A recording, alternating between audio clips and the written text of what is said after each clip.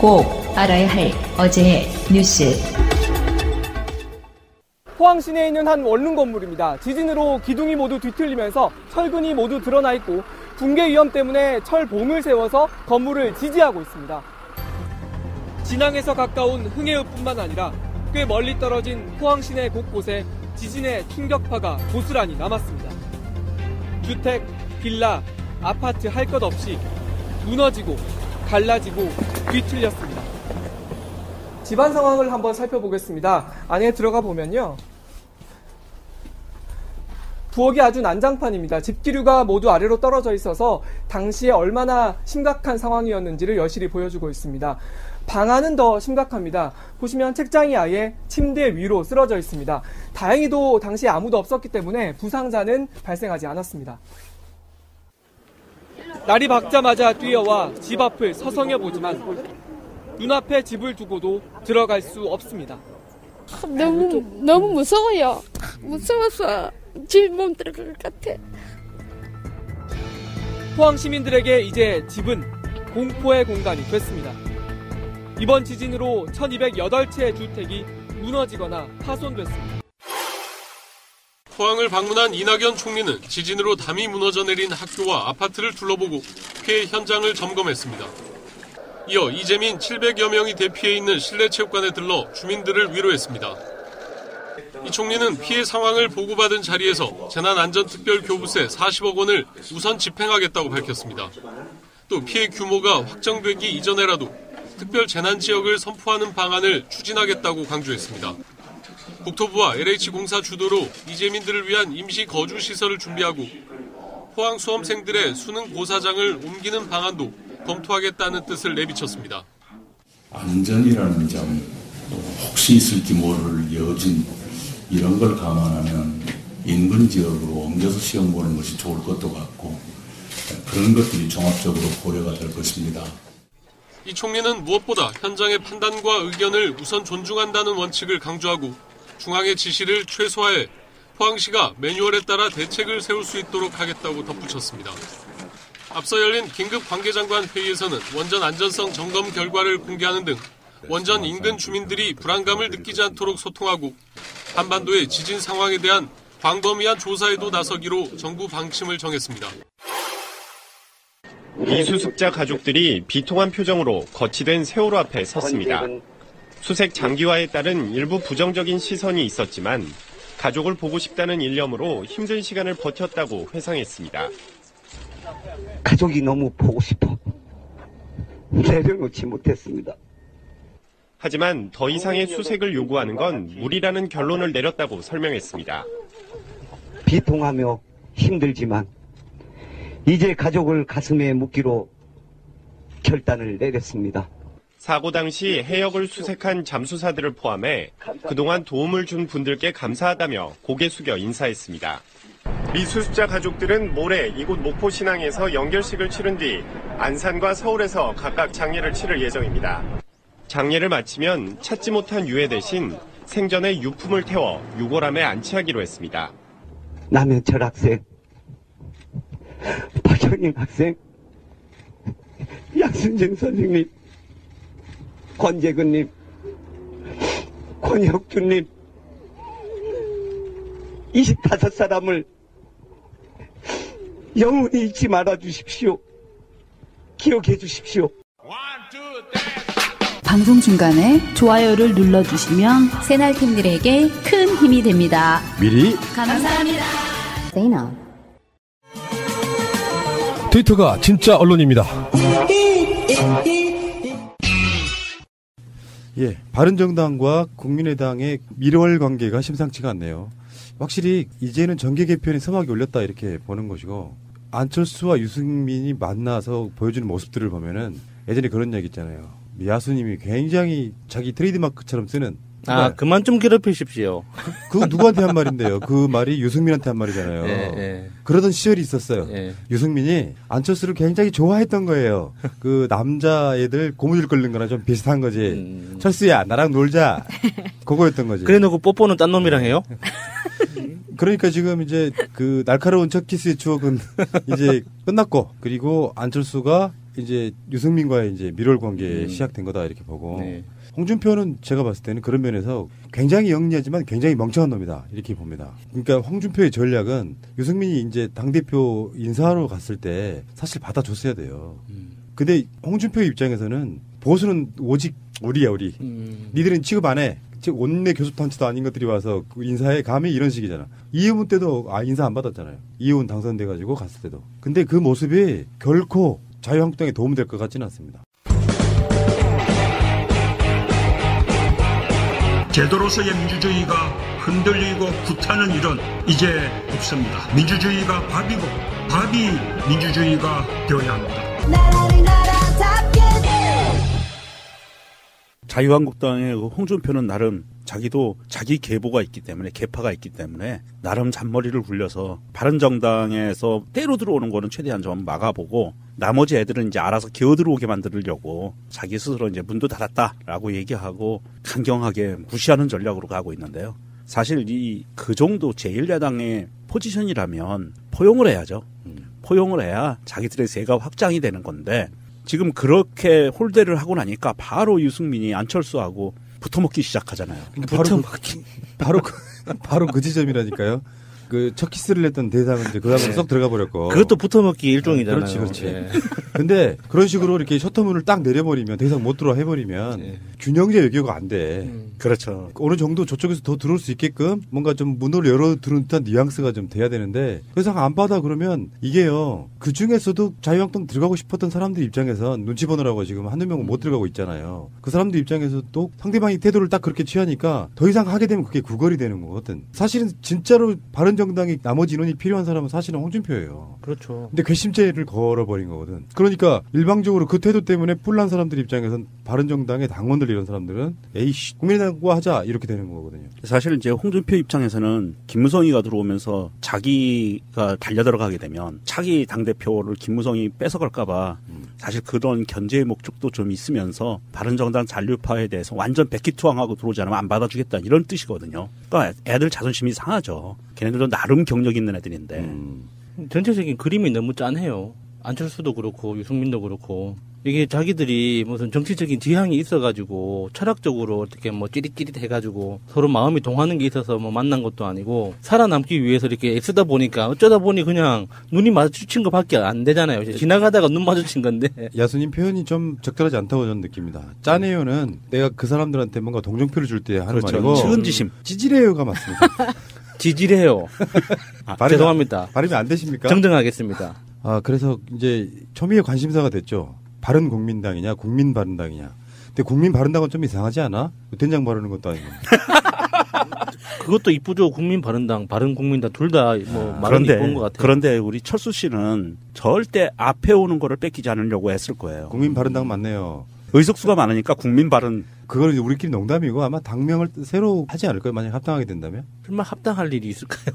그래서 당장은 못하니까. 왜냐하면 국민의당 쪽에서 워낙 반발이 심하고요. 그러니까 안철수파와 반안철수파가 사실상 이렇게 거의 동대동으로 가는 그런 느낌이고 관망파도 있긴 한데 그 사람들 입장에서는 이를테면 그 국민의당의 적통을 뺏기지 않기 위해서 물론 대표가 있으면 안철수 당이라는 이미지가 있기 때문에 중이 싫으면 저를 떠나는 뭐 이런 모양새가 될 가능성이 높겠지만 중이 싫으면 저리 떠나요? 안철수님 유승민이 원내 교섭단체를 잃은 상황에서 11석짜리 정당의 당대표 이게 됐단 말이에요. 유승민이 당대표가 되면서 확실해지는 측면이 이제 생겼어요.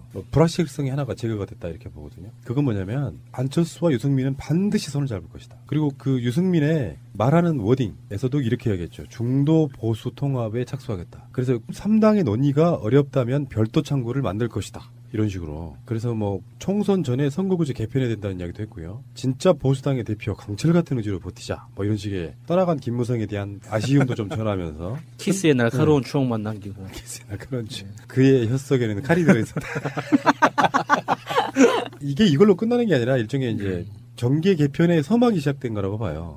그 발단은 김무성을 비롯한 9명이 자유한국당으로 복당하면서 생긴 그거지만 사실은 그렇지 않았더라도 내가 봤을 때는 막 지지율 5%로는 어떤 선거에서 살아남긴 사실 힘들다. 그러니까 어떤 특정한 지역구에는 자기 표박까지 정말로 잘했던 구의원, 시의원 이런 사람들은 당선 몇 명을 시키겠지만 의미 있게 뭔가 당선자를 내기는 어렵다라고 보면 11석짜리 비원내 교섭단체로는 할 수 있는 게 사실 없잖아요. 그러면 그게 안철수와의 연대를 통해 가지고 다시 원내 교섭단체로 출발을 해야 될 거고, 그리고 아마 지방선거 때까지는 상징성 때문이라도 공동대표 체제로 가지 않을까 이렇게 보는 거죠.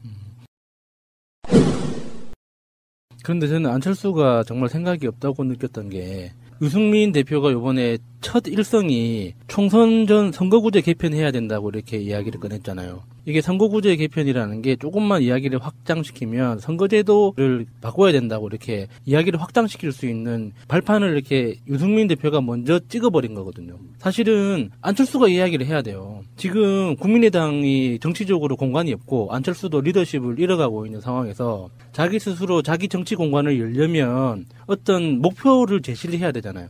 그러면 안철수 입장에서 가장 유리한 게 선거제도 개편이에요. 이게 그냥 인위적인 그 다당제가 아니라 정말 다당제가 정치적으로 뿌리내리기 위해서는 선거제도를 고쳐야 된다. 이런 이야기를 안철수가 먼저 치고 나가야 되는데 유승민이 먼저 해버리는 바람에 이제 안철수는 유승민이 제안하는 대로 이제 따라가는 형국이 될 수밖에 없는 거죠. 이게 어떤 식으로든 되긴 될 거거든요. 선거구가 개편이 되든 선거제도에 대한 손절에 대한 시도가 있든 어떤 식으로든 변화에 대한 시도가 있을 텐데 이거에 대한 주도권을 안철수가 잃어버린 거예요. 선거구제 개편에 관한 부분은 사실은 이게 간단하게 선거구제만의 문제가 아니라 이게 개헌하고 맞물려 있거든요, 이번에. 지금 개헌 정국이 아니라면 그것만 따로 떼어가지고 유승민의 어떤 그 앞서 나감으로 인정할 수 있겠는데 지금은 사실은 유승민이 이거 뱉어봐야 그냥 다 아는 얘기 그냥 다른 사람들은 다 고민하고 있는 얘기를 한 번 더 한 것 외에는 사실은 큰 의미가 없다고 봐요. 오히려 여기서 더 큰 의미는 본격적으로 이제는 터져나오기 시작할 개헌에 관계된 것을 누가 더 먼저 선점을 하고 앞서 나가느냐의 문제이고요. 사실은 이제 야당들 입장에서는 개헌을 이상하게 지금 프레임을 몰고 가고 있지만 제가 본 생각은 아마 지방선거 전에 어려울 것 같아요. 개헌 문제는 아주 험난할 것 같고요. 지금 유승민이 중도 보수를 지금 같이 모이자라고 얘기하고 있는데 여기는 뭐 당연히 안철수 포함하고 그다음에 자유당의 그 대표인 홍준표도 만나가지고 같이 야당으로서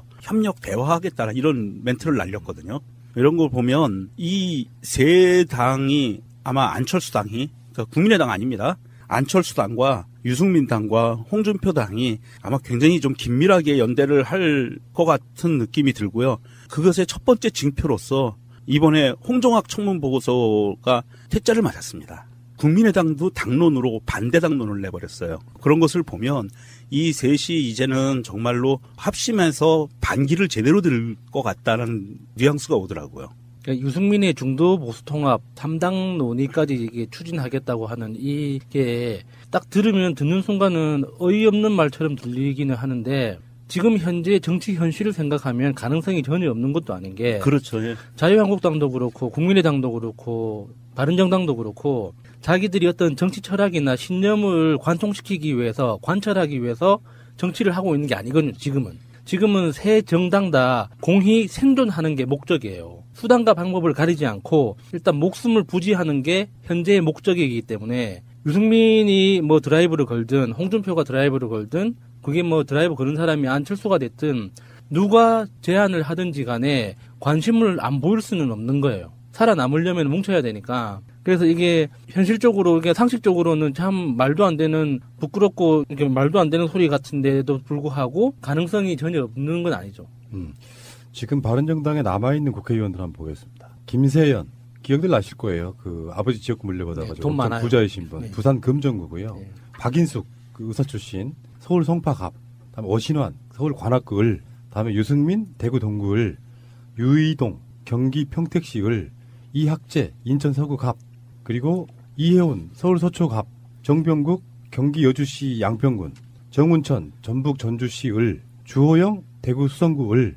지상욱, 대구 중구 성동구 을. 하태경, 부산 해운대구 갑. 느껴지시는 거 없으세요? 여기서? 대체적으로 보면은 TK에는 사실상 유승민이 거의 유일하고요. PK 쪽에서도 그러니까 야당세가 좀 강할 수 있는 부분. 거기에 하태경이라든지 김세현 있고 여기서 유일하게 좀 튀는 사람이 바로 주호영인데 주호영은 그냥 간다고 했잖아. 전당대회 끝나면은. 이 사람 빼고 나면 지금 11명, 그러니까 10명 정도밖에 안 남는 이런 상황인데 이 상황에서 나머지 사람들은 대부분 다 수도권 기반에 있는 사람들입니다.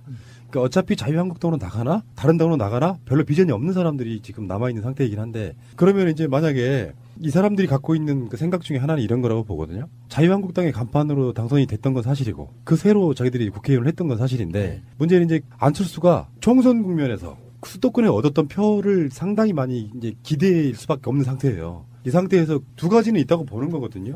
전당대회를 해서 새로운 지도체제를 세우고 하는 거의 첫 번째 목표는 사실은 안철수와의 합종연행 합당 저는 그거라고 보진 않아요. 진짜 중요한 건 자유한국당에게 당대당 통합의 명분을 줄 수 있거든요. 개별적으로 기어 들어와 이런 거 말고. 그러니까 홍준표가 9명 들어갔을 때 더 이상 입당은 없다고 문을 닫았단 말이에요. 물론 그게 100% 실행되리라고 생각지는 않아요. 근데 더 이상 안 받아 하는 건 홍준표도 나름대로 자존심 같은 건데 당대당으로서 우리가 10명이 남아있건 어쨌건 간에 우리는 이제 우리 지분 갖고 들어가겠다 이런 거지만 상황이 여의치가 않을 경우엔 안철수의 수도권 득표 그러니까 안철수 당의 수도권 득표를 상당히 노리는 쪽으로 갈 것이다. 주호영 정도만 빠져나가면 그런 것들이 전략으로서는 상당히 의미가 저는 있다고 보는 거라서 앞으로 이제 재밌어지겠다. 우리가 정치적으로 지금 최근 1, 2년 사이에 요동쳤던 게 가장 첫 번째는 생각지도 못한 총선 결과가 나왔었잖아요. 그러면서 거대 정당이던 당시 새누리당이 180석 심하게는 200석 넘을 거라는 어떤 여론조사 말도 안 되는 것들 분위기 봤는데 막상 뚜껑을 딱 열고 보니까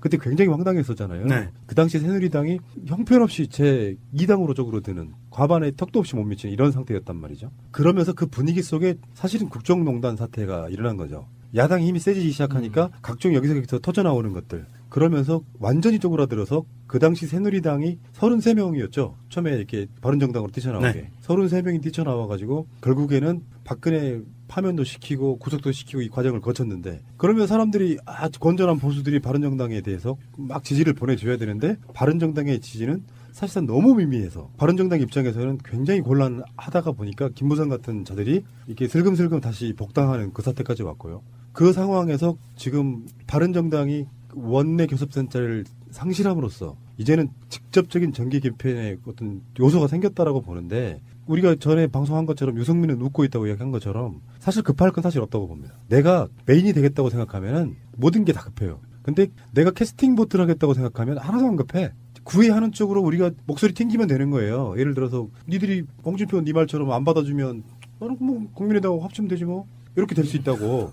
그러니까 이게 어떤 면에서 보면 유승민 자체가 이제 오히려 김무성 계가 나가줌으로써 훨씬 편안해졌어. 주호영이 하나 더 나간다고 교섭단체가 없어지거나 생기는 게 아니잖아. 그러니까 당으로서는 유의미하게 존재하고요. 당 서열 그러니까 숫자로만 보면은 그래도 4위인 거죠, 4위. 지금 이제 원내 교섭단체가 3개로 줄어들었고 나머지 원외 중에는 가장 큰 정당인 거지 않습니까? 유승민 입장에서는 그렇게 지금 당장 아쉬울 건 별로 없죠. 단 국민들로부터의 동정 여론은 생기는 거지. 끝까지 완주하라고 말해주고 싶은. 근데 이게 좀 딜레마인 게 선거에서 우리가 표를 나눠주지 못해요. 응원을 할 수 있으나 이게 1차 불확실성이 제거된 거고요. 바른정당의 이제 당대표로 있으면서 실질적으로는 10명의 원외 정당으로 확정된 것이 1차 불확실성이 제거가 된 거고 이제 남아있는 가장 큰 2차 불확실성은 이제 국민의당 문제죠. 그 문제가 해결이 되면 그 다음에 이제 합종연행이 이제 가시권에 들어오는 거죠. 그렇게 봤을 때 과연 안철수의 생각이 어디까지 가 있을까가 상당히 궁금한 편이긴 해요. 사실 박지원을 포함한 동계 사람들은 거의 이제 발을 뺀 모양새고요. 국민의당에서 거의 발을 뺀 모양새인데 안철수가 나갈 거냐 내쫓을 거냐의 기로에 서 있는 것 같고요. 그 상황에서 과연 당대당으로 할 것인가 아니면 빅텐트를 만들어가지고 또 다른 그냥 해쳐 모여식으로 갈 것인가 하는 그런 그 형식의 문제는 좀 남았을 줄 모르는데 일단은 이제 움직이는 것들을 보면 다 같이 이제 해쳐 모여 하는 형태로 움직이는 게 아마 가장 수월하게 움직일 수 있는 길인 것 같아요.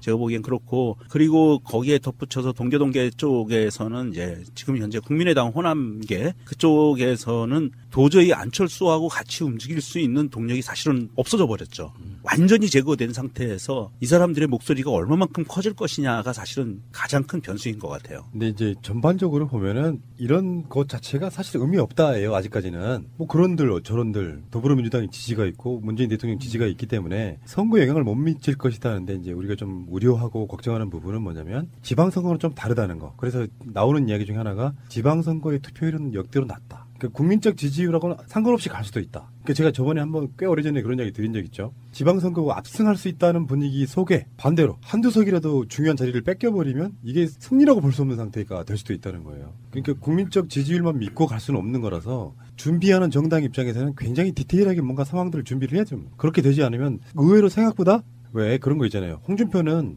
우리 당에서 떨어져 나갔던 그 배신자들의 정당은 없어졌다고 생각하는 거예요. 원내 교섭단체를 잃어버렸기 때문에 국회 내에서 왜 이런 거 있잖아요. 바른정당도 그렇고 국민의당도 뭔가 국회 일정 같은 거에 있어서 국회 운영하는 데 있어서 지들끼리 다 캐스팅 보트라고 생각해 왔잖아요. 근데 그게 배제돼 버린 상태가 되면 홍준표 입장에서는 사실상 통합한 거다라고 이야기하고 싶어 하는 거고, 그래서 모든 보수의 지지는 우리한테 주세요의 캐치플레이즈로 갈 거란 말이에요. 근데 여기서 안철수보다는 오히려 이제 내가 봤을 때는 안철수가 이렇게 된 상황이라면 유승민이 목소리 힘을 더 주게 되는 일종의 미국과 트럼프와 시진핑의 관계랑 좀 비슷해지는 입장이 될 수도 있는 거예요. 그 사이에서 뭔가 양쪽의 구애를 다 받아야 되는 상황. 근데 홍준표 입장에서는 굉장히 찝찝하겠죠. 원내 교섭사태는 이뤄서 사실상이라는 표현을 썼지만 엄연하게 존재하고 국민들은 그걸 잘 몰라요.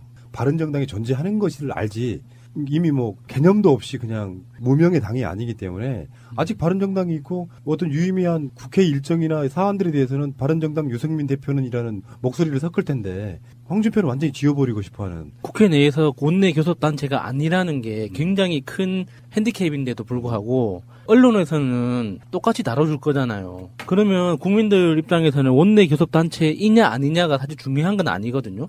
국회 내에서 정치력을 다투는 정치들 사이에서나 중요한 거지 바라보는 국민들한테는 전혀 중요하지 않기 때문에 그 존재감은 예전하고 달라질 건 크게 없는 거죠. 자, 어쨌든 그 정계 개편이라는 게 사실은 어떻게 보면 예전의 패러다임의 시각일 수도 있습니다. 바라보는 관점에 따라서는 그게 이제 나비 효과가 돼서 국민의당 분당과 난민 뭐 이런 부분, 그리고 아까 명경님 말씀하셨는데 안철수가 나가는 일은 없을 거예요. 자기가 대주 주고 사실상의 실소유주인데 국당은 누구 겁니까? 네 번째 아이.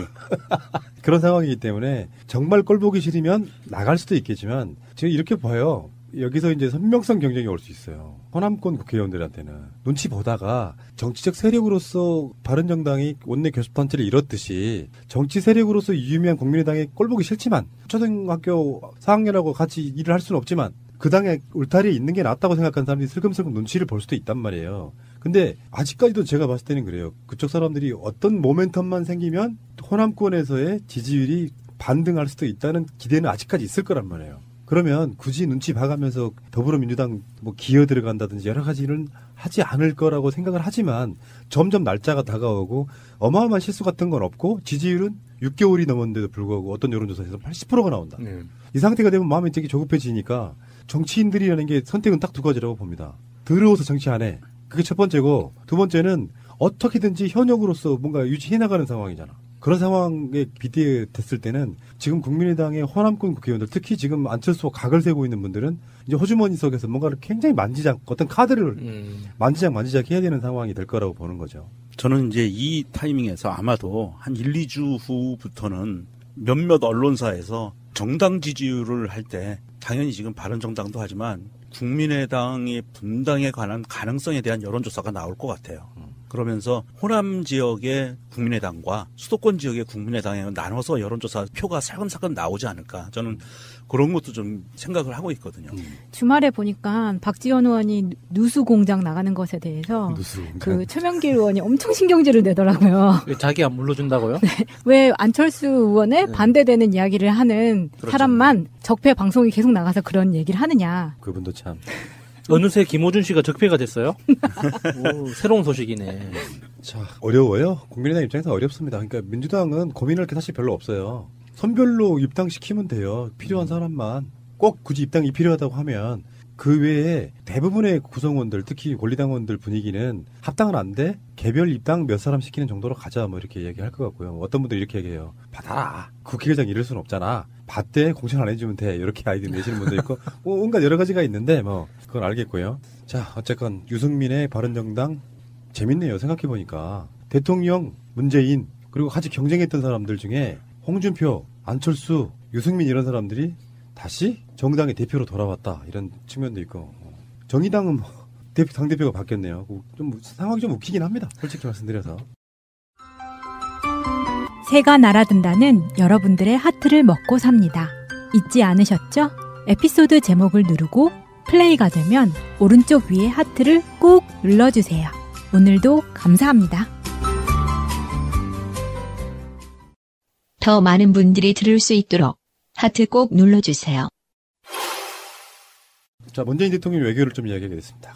다이나믹 코리아에서 외부에 나가서 어떤 외교를 해도 사람들이 이슈만 다뤄주기 때문에 문재인 대통령 외교 성과가 엄청나게 묻히고 있고요. 우리가 전 방송에서도 그런 이야기 했잖아요. 왜 문재인 대통령 외교 성과에 대해서는 이야기 안 하지? 난 그게 물론 두 가지가 있거든요. 청와대에서 보도자료를 낼 때 이러이러한 외교 성과가 얼마가 있었다라고 내기도 하지만 자발적으로 빨아주는 것도 있었단 말이에요. 지금까지 무슨 뭐 이번 뭐 남미 순방, 북미 순방 외교 성과 몇 조 원 이렇게 냈었잖아요. 네. 그런 거 전혀 찾아볼 수가 없어요. 대표적인 게 그런 거죠. 예전에 추석 열흘 연휴 있었을 때 박근혜 정권이었으면 소비 증진으로 인한 경제 효과 뭐 몇십조 원 이런 기사가 나왔을 거 아니에요. 그리고 동남아시아 이렇게 순방을 나가면 뭐 MOU 몇 건당 뭐 몇천억 뭐 몇조 원 이렇게 해가지고 요번에 경제 성과가 뭐 몇십조 원에 이르렀습니다. 이런 기사가 당연히 나와야 되는데 정확하게 이야기하면 그런 기사가 비정상적이었던 거죠. 이렇게 대통령이 외교를 하고 있을 때, 그러니까 중요한 순간은 생중계로 해야 되는데 하지 않는 게 이제 비정상적인 거죠. 지금은 이게 예전에 그 박근혜 이명박 빨아줬던 그런 이상한 숫자로 그 장난하는 그런 비정상적인 기사가 안 나오는 건 좋은데 이게 그 나라가 중국이든 베트남이든 인도네시아가 됐든. 이 아시아라는 경제 공동체 안에서 굉장히 중요한 나라들이거든요. 거기에서 대통령이 가서 정상 외교를 하고 연설을 하면 최소한 생중계는 못 하더라도 그 다음날 아침부터 어떤 주요 꼭지로 다뤄가지고 보도를 해야 되는데 하지 않는 게 지금 아직 적폐가 남아있다는 증거로 보이는 거예요. 그 부분에 대해서는 정말로 이 대통령이 동남아 순방을 간 거에 대해서 특히 이번에 굉장히 중요한 외교적 발걸음을 하고 있는 건데도 불구하고 우리나라의 진보 보수 모든 언론이 침묵을 하고 있어요. 그리고 나오는 반응들이 이상한 반응들이 나오고 있어요. 제가 이제 한 가지 예를 들면 왜 중국에서 발표한 거하고 우리나라에서 발표한 거하고 왜 다르냐? 이건 이제 우리 진보 언론 쪽에서 나온 겁니다. 그러면서 중국은 이렇게 발표했는데 왜 청와대는 이렇게 발표하느냐? 뭔가 이상하다. 청와대가 이상하다. 이런 논조의 언론 기사가 있었어요. 그런데 다른 언론사에서 바로 뒤이어 나온 거를 보면 청와대 논조가 맞은 걸로 나와요. 그러니까 이런 기사들이 지금 이상한 프레임으로 움직이고 있고요. 지금 전체적으로 대통령의 동선에 대해서는 보도들이 아예 그냥 씹히는 거죠. 근데 기자들이 따라서 같이 가지 않았어요? 국가 비용을 들여서 데리고 가죠. 네, 데리고 갔는데 그러면은 데스크에서 자른다는 이야기예요. 그렇진 않아요. 그러니까 이게 너무 한쪽 몰아가면 안 되는데 기사의 비중이 너무 낮다는 뜻이에요. 보도하기는 형식적으로는 해요. 근데 어떤 방식으로 하냐면 이를테면 이렇게 보시면 돼요. 문재인 대통령의 외교 성과 같은 것들은 그들이 다뤄봐야 사실 클릭수가 그렇게 많지 않다는 측면도 분명히 있는 건데 문제는 이런 게 있는 거지. 지금 동남아시아 순방에 있어서 가장 핵심은 시진핑을 만난 거예요. 시진핑과 사드 문제 해결에 대한 부분인데 이를테면 이런 거지. 보수 언론이라고 말하는 사람들은 사드 문제 해결 안 된 거야. 그러니까 조금만 이견이 나와도 사드 문제 해결 안 된 거야라고 이간질하려고 하고. 그리고 진보 언론들 쪽에서는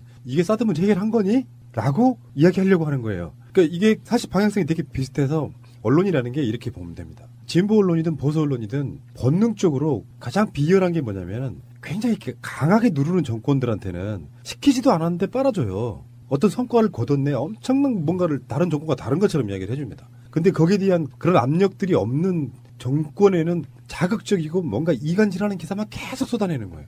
그게 눈에 보이기 때문에 좀 짜증내고 스트레스를 받는 건데 어쨌건 문재인 대통령이 외교를 잘하고 있다는 게 우리가 다른 방송에 다뤘지만 지금 언론들이 트럼프와 시진핑과 그 사이에 있는 한국의 그 입장들만 이간질하려고 하는 꼭 이간질은 아니더라도 대부분 그런 논조란 말이에요. 그런데 사실 문재인 대통령 자체가 지금 하고 있는 외교는 미국과 중국 관련해서는 균형 외교를 하고 있는 거고 트럼프가 봐도 좋고 시진핑이 봐도 좋은 쪽으로 가고 있는 거예요. 좋게 말하자면 균형 외교 맞지 않습니까? 우리가 무슨 미하고 중과 같은 어마어마한 지수도 아니고 어쩌면 그들에 비하면 정말 새우. 그래서 독도새우를 내놨다고 하더만. 새우 등까지는. 그렇지만 문재인 대통령이 지금 미국과 불협화음 났다. 뭐 중국과 불협화음 났다가 아니잖아요. 뭔가 이쪽 뉴스도 뭔가 되게 흡족하잖아요. 이거는 이렇게 외교하기가 사실 힘들어요. 근데 우리나라 언론들도 그렇고 우리 자신들도 그렇고 사실 동남아시아에 있는 나라들을 살짝 깔보는 느낌이 있어요. 우리가 인도네시아나 베트남, 필리핀 하면 우리보다 뭐 좀 뒤처진 나라? 우리는 이미 선진국 문턱에 있고 그 나라들은 개발도상국 이런 개념을 적용해가지고 우리보다 좀 못한 나라라고 인식을 하는데 그게 엄청난 착각인 거죠. 인도네시아만 해도 인구가 2억 7천이고 베트남이 1억이에요. 필리핀도 1억이 넘거든요, 인구가. 그 대표적으로 이제 인도네시아 같은 경우는 이슬람 문화권에서 경제적 리더예요.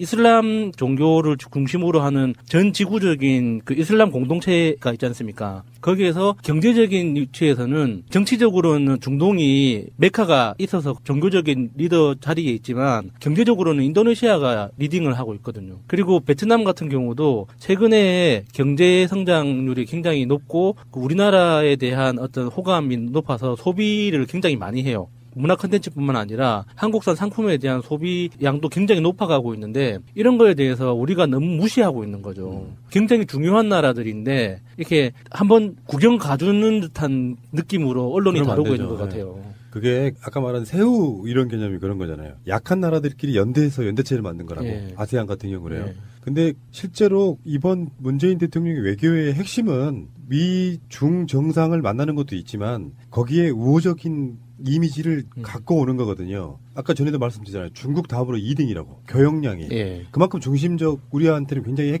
핵심적인 나라들인데 그래서 최근에 문재인 대통령이 어떤 그런 외교의 일가를 만들 수 있는 어떤 핵심적인 게 사람 중심의 예. 그 이야기가 나왔잖아요. 20년 전에 김대중 대통령 1998년에요. 똑같은 아세안 정상회의 때 평화, 번영, 발전. 영어로는 Peace, Prosperity, Progress. 예, 요거를 발전이라는 걸 빼고, 그러니까 발전이라는 게 흔히 말하면 산업 발전 이런 개념이잖아요. 여기에 문재인 대통령은 발전을 빼고 사람을 넣습니다. 그래서 더불어 잘 살고, Prosperity. 사람 중심, People. 평화, Peace. 예, 이런 식으로 수정해서 이를테면은 신남방 정책의 신 3P죠.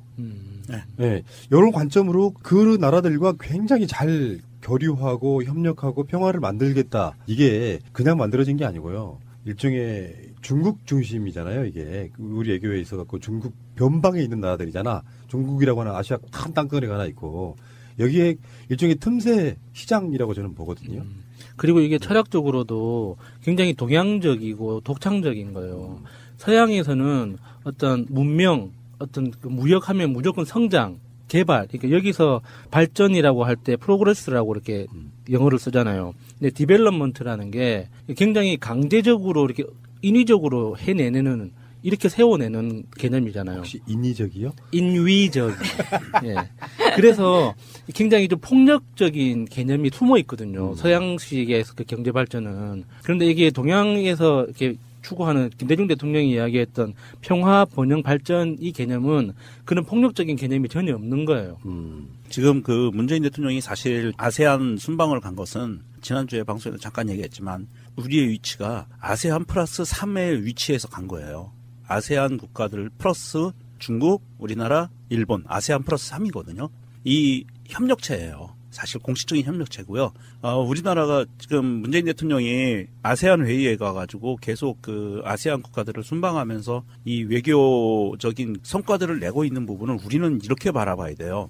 아세안 국가들에게 우리가 경제 영토를 넓혔다. 이렇게 바라보면 실패합니다. 이거는 경제 영토를 넓히는 게 아니고 대한민국이 앞으로 가져가야 될 위치에 대해서 청와대와 문재인 대통령이 공식적으로 전에 한 번 그런 얘기를 했어요. 균형자 외교는 미국과 중국 사이의 균형자가 아니다라고 얘기를 했어요. 그 균형자는 뭐냐면 미국, 중국, 러시아, 일본, 아세안, EU까지 전 세계를 아우르는 균형자를 내세우는 거거든요. 그래서 아세안 국가들과 가까이 지낸다는 개념은 중국과 미국과 러시아와 일본이 패권으로 다툼을 하는 곳에서 틈을 만들어주는 거예요. 패권이 아닌 이거는 평화와 경제 공동체를 갖고 있는 국가들을 틈으로 만들어서 하나 밀어넣는 거예요. 그러면 그동안 1세기 동안 벌어져 왔던 한반도의 지형은 이 4강, 5강 패권 국가들의 전쟁터였거든요. 그 전쟁터를 지금 경제 이슈를 갖고 밀어넣어서 여기서 균형적인 어떤 평화를 달성하겠다는 그런 의지의 소산이라고 봐야 돼요. 이거는 경제 쪽으로만 바라보면 너무 짧게 보는 겁니다. 그러니까 문재인 대통령은 빅피처를 지금 그리고 있는 거예요. 네. 생각해보면 박근혜가 그런 개념이 없었어요. 없었잖아요. 그러니까 예를 들면 외교라는 게 큰 그림 그릴 때 예를 들면 남미 쪽에 뭔가를 좀 해야겠다. 그럼 그쪽에 가서도 이렇게 고루순방하면서 뭔가 만들어내고 결국에는 우리 이득 때문에 그렇거든요. 우리 기업들이네, 우리 동포들이네 뭐네. 그런 관점으로 뭔가 구간별 공략을 하는 그런 나름대로 빅피처가 저는 있다고 보는데 그중에 가장 중심되는 게 아세안이라고 보는 거라고 보고 여기서 이제 재밌는 얘기 좀 해야죠. 김정숙 여사 부분이 죄송합니다만 문재인 대통령은 김정숙 여사님이 없었으면은 어떻게 됐을까 이런 생각이 들 정도로 더하기 플러스 시너지 이게 너무 커 보여서 지금 그 아세안 정상들이 또는 그 아세안 정상들의 부인 되시는 분 배우자분들이 굉장히 부러워하고 있는 여러 가지 측면이 그쪽 문화는 어떤지 잘 모르겠습니다만 이야기 들어보면은 굉장히 가부장적인 게 좀 남아 있대요. 그래서 살짝 좀 배제시켜 놓는 그런 문화가 있는데 무슨 서명하는데 김정숙 여사가 앉아 있고 옆에 문재인 대통령이 서 있는데요. 나 이 사람들 다 이해가 안 되는데 한나라 영부인이 서명하는데 펜이 준비가 안 된 거야. 아, 그 부분을 제가 설명해 드릴게요. 그 직전에 문재인 대통령이 앉아서 사인을 했어요. 서명을 하고 문재인 대통령이 펜을 들고 일어난 거예요. 그러니까 김정숙 여사가 앉아서 사인하려고 하니까 펜이 없어. 그러니까 이 사람이 들고 일어났으니까 주머니를 뒤진 거예요. 대통령을 현행범으로 체포할 수도 없고. 그러니까 문재인 대통령이 얼른 깜짝 놀라서 손에 있던 펜을 갖다가 김정숙 여사한테 이렇게 전해주는 그런 타이밍이었어요. 문재인 대통령이 간장게장이구만. 그런데 보면은 이게 평소에 사이가 좋으니까 이런 게 자연스럽게 나오는 거잖아요. 그렇죠. 이 나이대의 부부들 중에 이 정도로 사이가 좋은 부부가 얼마나 될까 생각을 해보면 맞아요. 네, 좀 부러운 면이 뭔가 교훈적인 면도 있는 것 같고요. 그래서 결혼을 잘해야 됩니다. 그게 이제 뭐 부인과 남편 사이가 좋습니까? 50대 이후에 뭐 이렇게 물어보는 뭐 설문조사가 있다고 치자. 얼마나 나올지 모르지만 가부장적 문화란 게 뭐냐면 걸어가도 같이 걸어가지 않아요. 남편이 이렇게 뒷짐 지고 앞에 저 걸어가면 뒤에 몇 발짝 떨어져서 부인이 따라오는 그런 모양새였다고. 제가 그런 얘기 옛날에 한 번 한 적 있죠. 그 민첩할 민자를 한자로 쓰면 지붕 밑에 엄마가 앉아 있고요. 밖에서 아비 부자가 기다리고 있는 거야. 빨리 튀어나와요. 뭐 요런 문화였다고. 그게 민첩할 민자예요. 한자가 그런 가부장적 문화가 아직 굉장히 많이 남아 있고 동남아시아 쪽에 있다고 하는데 그런 문화 속에서 문재인 대통령은 이를테면 모르지. 속마음은 모르겠는데 저는 김대중 대통령의 뭔가를 좀 본 것 같은 느낌. 왜 양성평등 해가지고 문패 같이 쓰고 하는 그런 느낌이에요. 그리고 우리가 예전에 왜 청와대 들어간 지 얼마 안 되셨을 때 문재인 대통령 바지를 막 내리면서 짧은 거 아니냐. 첫 출근하던 날인가 그랬어요. 그 문재인 대통령이 왜 이래 뭐 그런 느낌이 그러니까 이게 몸에 우리가 왜 방송해 보면 그런 건 느끼잖아요. 캐릭터는 만들 수가 없어요. 한 번 나오는 건 자기 캐릭터를 만들어서 이야기할 수 있죠. 계속 나오는 사람은 그 사람 캐릭터가 그냥 방송으로 나오는 게 다야. 마찬가지로 숨겨지지 않는 그 부부 사이의 그 알콩달콩함 이런 것들이 해외에 나가서도 그냥 나오더라. 그러면서 김정숙 여사 왜 인도네시아 처음에 갔을 때 그 모자 있죠. 인도네시아 그쪽 사람들이 쓰는 그거 쓰고 그냥 박스티 입고 돌아다니시는 걸 이렇게 보니까 뭐랄까 역대 없는 영부인상이 아닌가 싶어요. 태권도 하는 것도. 맞아요. 네. 진짜 멋있더라고요. 네. 김정숙 여사의 외교력이 어느 정도냐 하면 사실은 그렇게 동남아 국가에 가서 박스티 입고 그렇게 그 나라 모자 쓰고 돌아다니는 거요. 그 우리가 보기에는 별거 아닌 것 같은데 그 나라 사람들이 보면 어마어마한 사건인 거예요. 자기들 서민과 똑같은 위치로 낮춰줬다는 얘기거든요. 한 나라의 영부인이. 서민들의 복장이니까. 그렇죠. 그렇게 낮춰줬기 때문에 일단 100% 친근감을 갖게 만드는 거예요. 그게 외교력이거든요. 영부인이 갖고 있는 가장 큰 외교력. 거기에 방문한 나라의 국가 원수의 영부인과 정말 또 품위 있는 대화와 품위 있는 행동을 하는 이런 부분들, 이런 부분이 영부인이 갖고 있는 최고의 덕목이에요. 그러니까 좀 비교를 해보자면 좀 약간 허상이 있다고 하는 유경수, 그리고 이제 뭐 이순자 같은 경우는 뭔가 이권 개입의 느낌이 좀 강하고, 다음에 노태우 부인이나 김영삼 대통령 부인은 좀 존재감 자체가 별로 없었다고 보고, 손명순 여사까지. 김대중 대통령의 그 영부인 이호 여사는 대단하신 어떤 개념적 측면에서 사회적 리더에 가까웠고 또 그런 시절이었고요. 그래도 권위주의가 좀 남아있던 시절이었고 어쨌든 간에 존경하는 영부인 맞습니다만 스타일이 굉장히 많이 다르신 거고, 권양숙 여사는 노무현 대통령 자체가 서민적이었잖아요. 거기에 그림자 내죠 이런 느낌이었다고. 맞아요. 근데 이제 이명박으로 또 오면은 김윤옥 뭔가 어떤 탐욕의 상징 발가락 따위야. 발가락도 아니다. 발가락. 발가락. 그리고 이제 박근혜는 뭐 결혼하지 않은 사람이기도 했지만 정윤회 씨가 있었죠. 이러세요. 차은택 보좌관 최고의 보좌관. 차은택도 있고 최순실도 있고. 턱돌이. 그래 청와대 히어로죠. 근데 뭐 그런 측면도 있었고, 그런데 제가 아까 말씀드린 것처럼 새로운 상의 영부인이다라고 느끼는 건 싫어하는 사람들은요 그런 모습 보면은 가볍다 뭐 이런 표현도 내가 직접 들어서 나댄다. 근데 그런 게 아니고 나댄다는 건 사실은 이런 거 있잖아요. 왜 교육열이 막 심할 때 너무 심하게 표현해서 학부형들이 학교까지 가가지고 수업까지 참견하는 그런 걸 나댄다고 하는 거고. 치맛바람 이런 거요?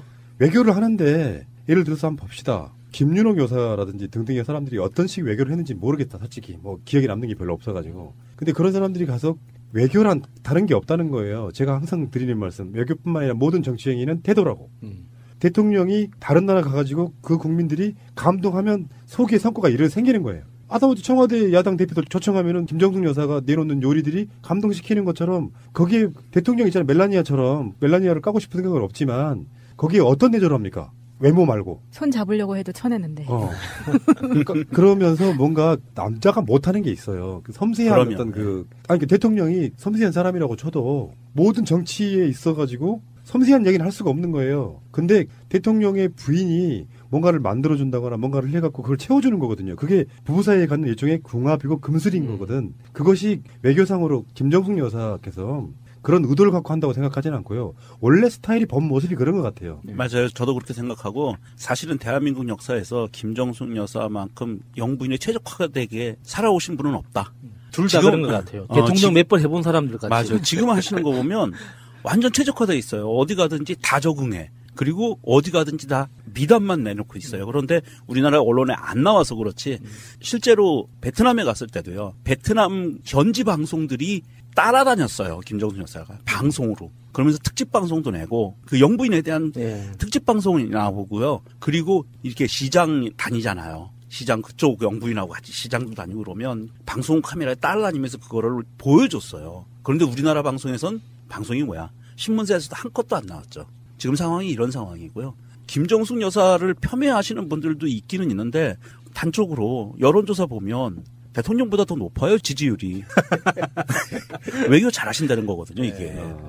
자, 문재인 대통령한테 김정숙 여사는 차기 대선 후계자가 돼야 될까요? 아니, 차기 대선 나오시면 돼요. 제가 보기엔 된다고. 아니, 사실 얼마 전에 바로 힐러리 클린턴이 보여줬잖아.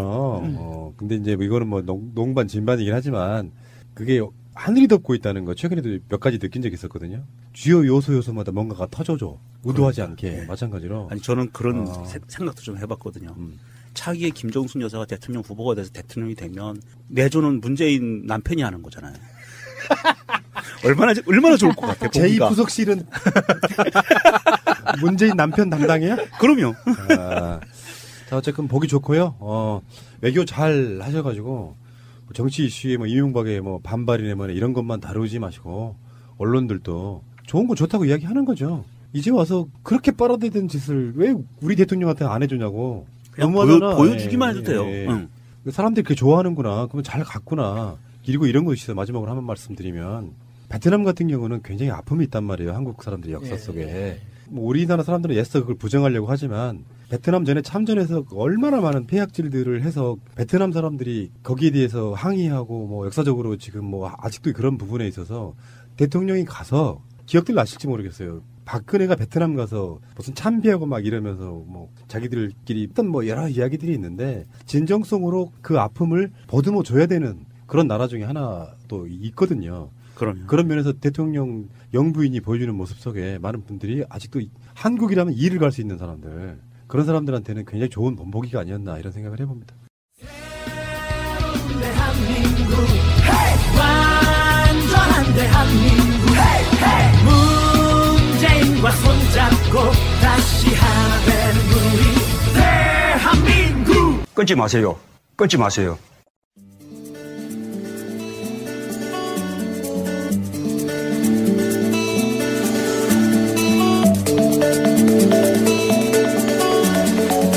자, 이제 개그맨 김일희의 라이벌 이야기를 한번 풀어보도록 하겠습니다. 벌써 웃겨요? 진짜 일희 형이 개인적으로 너무 웃겨요. 그래서 썰빵도 함께해서 참 기쁩니다. 썰빵. 그렇죠. 네. 거기에 제 라이벌들이 많이 나오는 프로그램인데. 자, 저는 이제 물론 뭐 다양한 라이벌이 있겠지만 저희가 또 개그맨이다 보니까 이 개그 프로에 또 영원한 라이벌이 두 개가 있어요. 개그 콘서트하고 우차싸. 네, 영원한 라이벌이었습니다. 제가 개콘이고 또 형님이 그치요. 네, 우차싸잖아요. 요즘은 코빅도 들어가잖아요. 아, 코빅이 생기기 전에 걔네는 애기들이고 약간 변종으로 태어났어요. 그러니까 우차싸에서 조금 빼가고 KBS에서 조금 빼가고 해갖고 만들었기 때문에 약간 변종으로 보고. 그리고 개그 콘서트 그 PD님이 가서 만드신 거라 어떻게 보면은 그 개콘이라고 봐도 좀 될 것 같습니다. 하지만 또 우차싸 애들이 많이 갔기 때문에 우차싸로 봐도 될 것 같습니다. 라이벌이 나오잖아요. 벌써 나와요. 지금. 두 분이 라이벌이군요.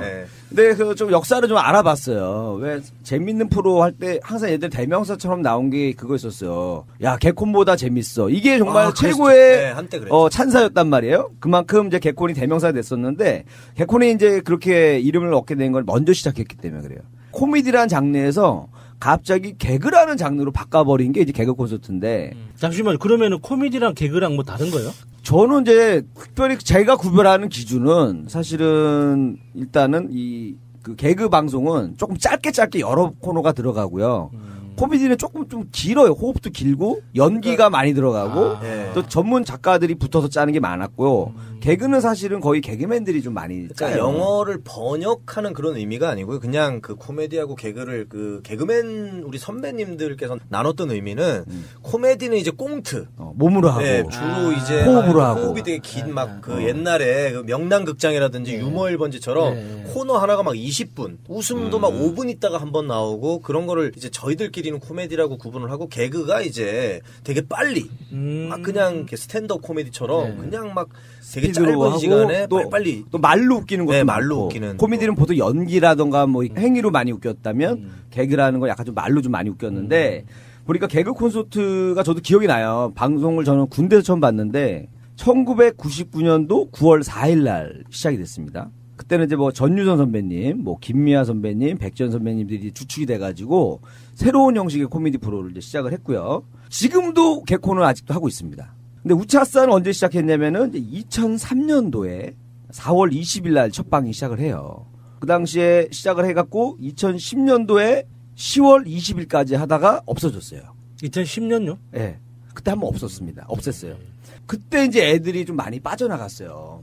다른 방송국으로도 많이 빠져나가기도 하고 그러다가 다시 예수님처럼 부활을 해요. 우차싸가 다시 SBS가 이걸 잘합니다. 다시 부활을 시켰어요.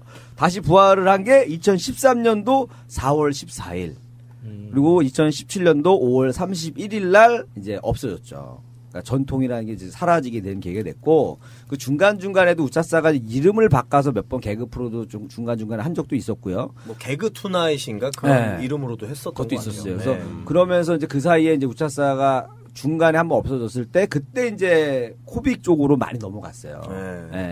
SBS를 못 믿겠다. 그러면서 페이도 많이 줬거든요. 코빅 쪽으로 데려갔을 때. 그래서 좀 많이 이동했고요.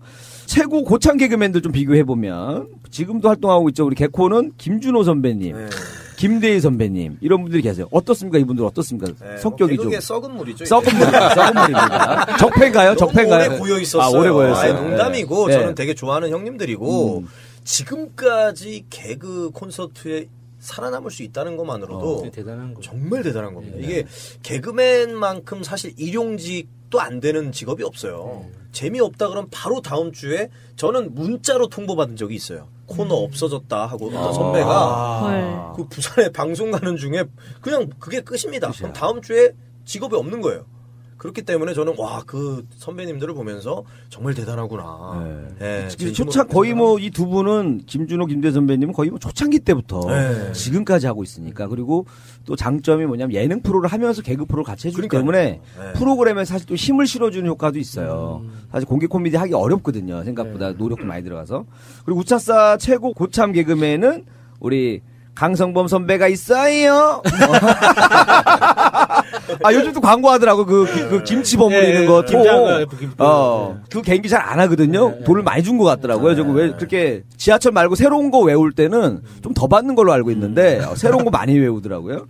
자, 그리고 이제 주로 이제 시청자가 또 달랐어요. 개코는 10대부터 60대까지 좀 폭이 넓게 좀 이렇게 시청을 했고, 우차싸는 시청자층이 이제 0세부터 40세. 애들이 되게 좋아했어요. 우차사는. 네, 그랬었어요. 그 유치원 다니는 애들도 되게 좋아했었어요. 그러니까 애들이 막 그 색상이 막 화려하고 특이한 캐릭터 많이 나오니까 유치원생들을 캐릭터로 한 그 프로도 있었잖아요. 네, 그 병아리 유치원.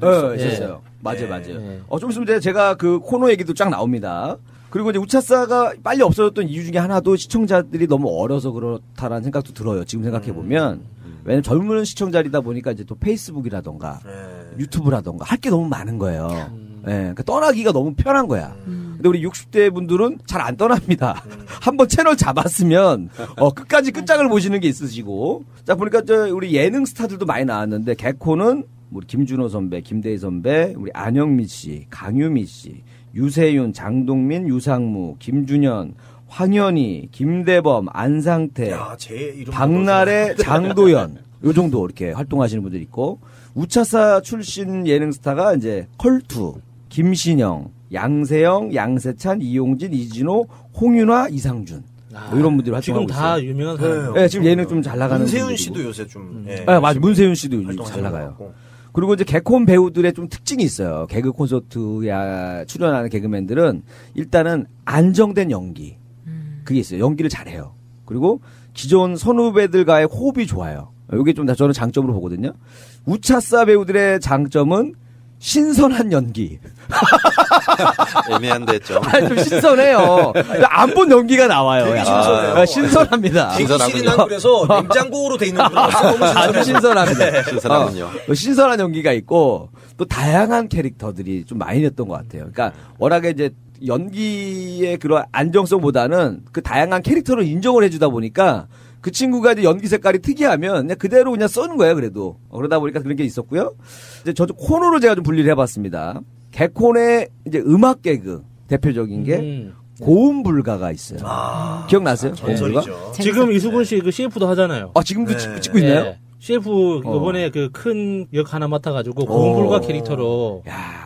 몇 년을 우려먹는 거예요. 근데 이런 거 대단한 거예요, 진짜요. 대단한 거예요. 원래 이런 거잖아요. 안 되나, 막 약간 이런 거죠, 그죠? 고음에서 내리는 거. 아무나 못 우려 먹습니다. 저도 우려 먹고 싶은데 아무를 우려 주질 않아요. 누가 좀 우려줘서 입금되면 뭐 맞박치고 다 할 자신 있는데 안 우려줘요. 근데 이 코너도 원래는 사실은 이제 극장에서 되게 오래 검증하고 우리는 속증 검증하잖아요. 사람들이 웃는 걸 확인한 걸 우리는 검증했다고 하는데 그리고 녹화 뜨기까지는 좀 힘들었다는 얘기를 들었어요. 예, 그 뭐 개콘 얘기를 남한테 들으려니까 참 근질근질해. 얘기해줘. 이런 얘기를 해줘. 역사를 제가 다 알고. 들어봐. 이거 어떻게 생겼습니까? 수근이 형이 그때 당시에 좀 약간 쉴 때였어요. 좀 불미스러운 일이 좀 있어서 쉴 때라서 복귀를 계속 못 하고 있다가 이제 이 코너 자체가 우리가 노래방에 가면 이게 삑사리가 나거나 고음이 갑자기 안 올라오면 떨어집니다. 맞아. 근데 모든 개그맨들이 사실은 일상에서 소재를 찾는데 수근이 형이 딱 캐치를 한 거예요. 고음이 올라가는 부분에서 못 올라가니까 웃기네.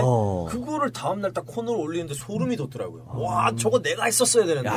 네, 근데 더 소름이 돋는 이거 실화인데요. 제가 사실은 꿈을 꾼 적이 있어요. 이거 진짜 실화입니다.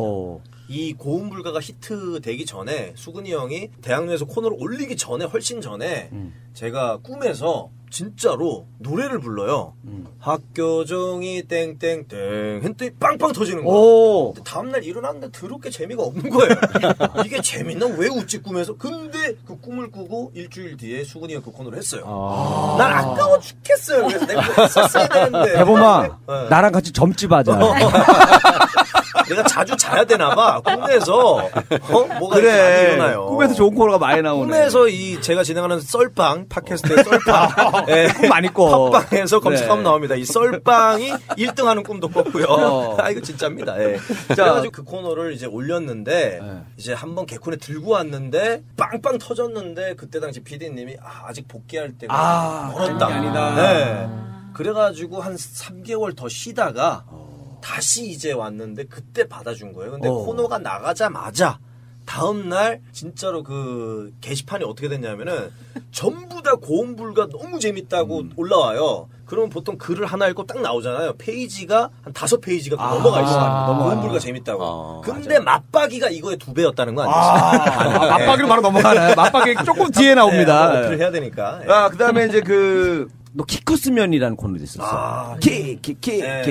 커. 그러니까 그러니까 아까 이것도 이수근 선배가 했던 건데 음악 개그를 좀 많이 했던 것 같고요. 그 다음에가 이제 마지막으로 좀 히트쳤던 게 이제 레리비. 레리비 어제 뭐 했는데 뭐 이런 거 있잖아요, 그죠? 공감대게 그 직장인들 애환을 다뤘었잖아요. 왜 저 히트 코너를 뭘로 기억하냐면은 이제 행사 다니면 그 장기 자랑을 하잖아요. 뭐 고음불가 이런 거 많이 하고 또 레리비도 되게 많이 했었어요. 제가 기억이 나서. 그러니까 그리고 이제 우차싸 음악 개그 대표적인 게 당연한 얘기라는 얘기가 있어요. 당연한 얘기, 당연한 얘기, 당연한 얘기, 당연한 얘기. 나는 올해 40살에 무명 개그맨, 하지만 내년에는 41살, 당연한 얘기. 엄청 웃겨요, 이거는. 와, 이거는 이 장치가 너무 좋은 거예요.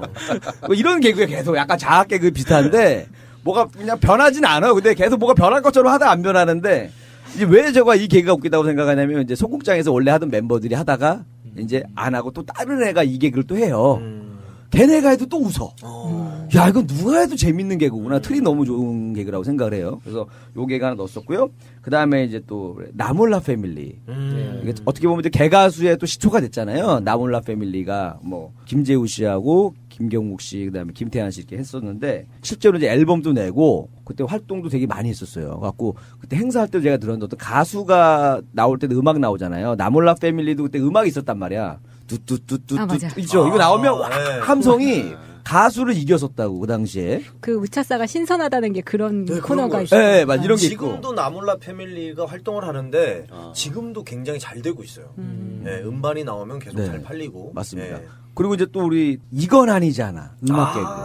이건 아니잖아, 이건 아니잖아. 아버지께서 항상 어디 가도 중심을 잡아주려고 지어주신 내 이름은 티팬티입니다.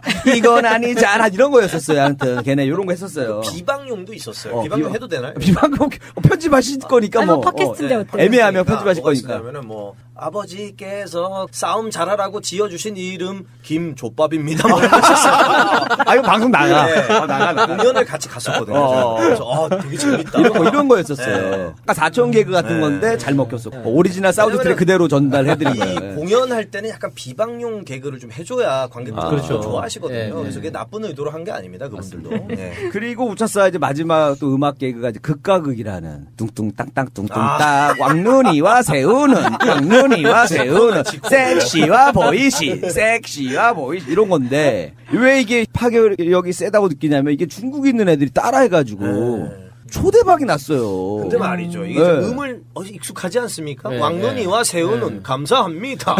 감사합니다. 이게 너무 비슷해요. 감사합니다. 표정 놀라. 감사합니다. 우리 개콘거를 비슷하네. 조금 비슷합니다. 감사합니다. 감사합니다도 왕눈이. 그래서 비슷하다고 할까봐 일부러 감사합니다를 음악 개그에서 뺐는데 다시 걸리네요. 걸리네. 딱 걸렸어요. 자, 그리고 이제 개콘의 시사 개그. 민상 토론이 있었습니다. 민상 토론 진짜. 이거 재밌었잖아요. 아주 잘했잖아요. 박영재 씨하고 박영재 씨가 아니죠? 박영진 씨랑 박영재 씨는 이제 우차싸고 계신 브로콜리고. 맞습니다. 박영진 씨하고 유민상 씨. 유민상 씨 진짜 센스가 진짜 대단한 것 같아요. 잘 살린다고 하죠. 우리들 표현으로는.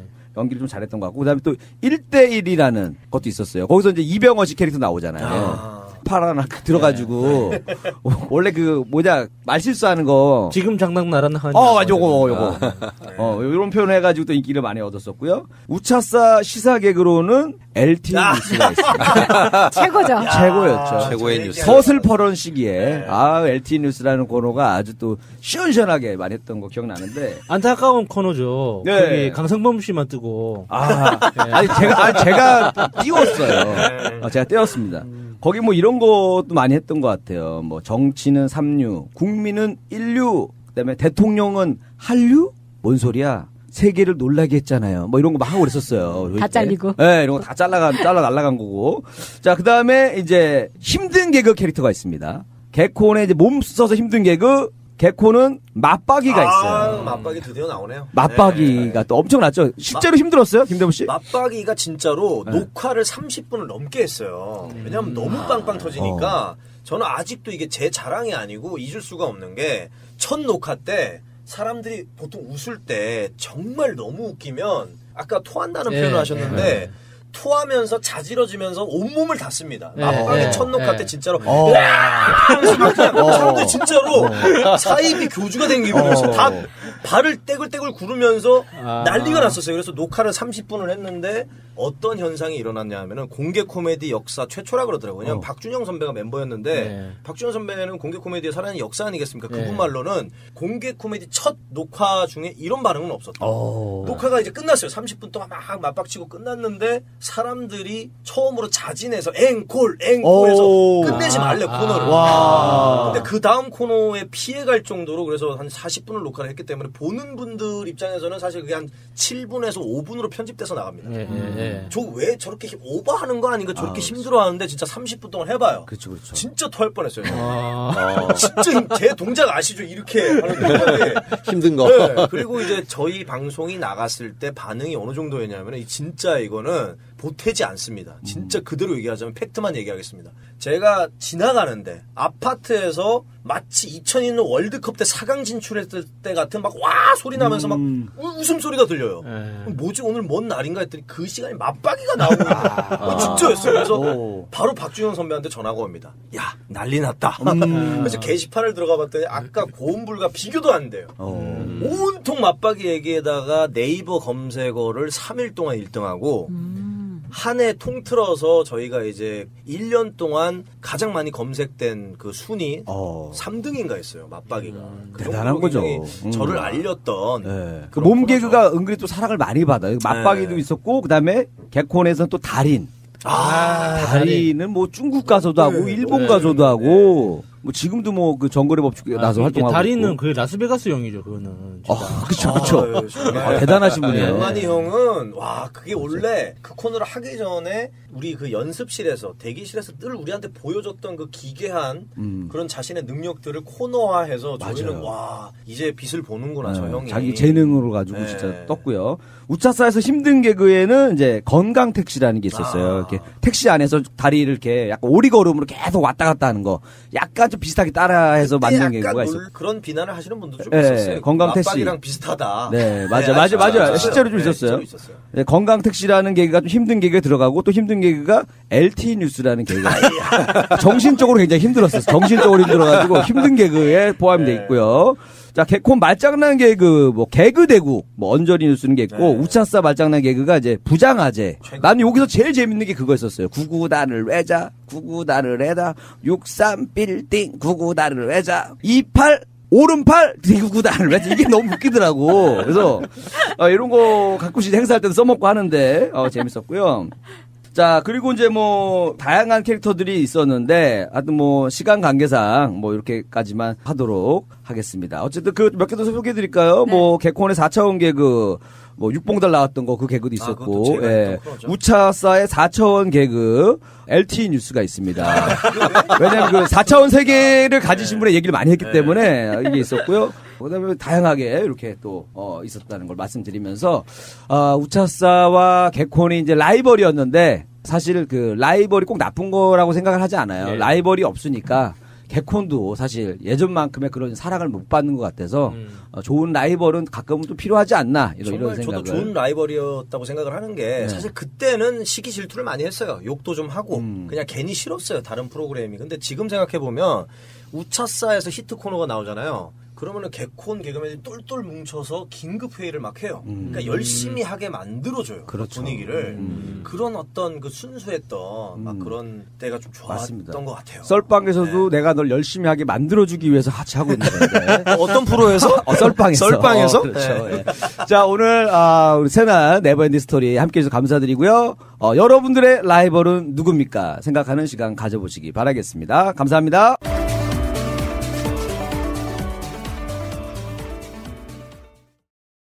영리하지만 굉장히 멍청한 놈이다 이렇게 봅니다. 그러니까 홍준표의 전략은 유승민이 이제 당대표 인사하러 갔을 때 사실 받아줬어야 돼요. 근데 홍준표 입장에서는 보수는 오직 우리야 우리. 니들은 취급 안 해. 즉 원내 교섭단체도 아닌 것들이 와서 인사해 감히 이런 식이잖아. 이의원 때도 인사 안 받았잖아요. 이의원 당선돼가지고 갔을 때도. 근데 그 모습이 결코 자유한국당에 도움될 것 같지는 않습니다. 제도로서의 민주주의가 흔들리고 구타는 일은 이제 없습니다. 민주주의가 밥이고 밥이 민주주의가 되어야 합니다. 자유한국당의 홍준표는 나름 자기도 자기 계보가 있기 때문에 계파가 있기 때문에 나름 잔머리를 굴려서 바른정당에서 때로 들어오는 거는 최대한 좀 막아보고 나머지 애들은 이제 알아서 기어들어오게 만들려고 자기 스스로 이제 문도 닫았다라고 얘기하고 강경하게 무시하는 전략으로 가고 있는데요.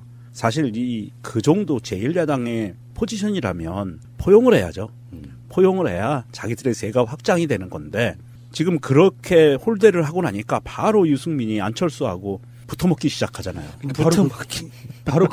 바로 그 지점이라니까요. 그 첫 키스를 했던 대상은 이제 그 다음에 쏙 들어가 버렸고. 그것도 붙어먹기 일종이잖아요. 그렇지. 네.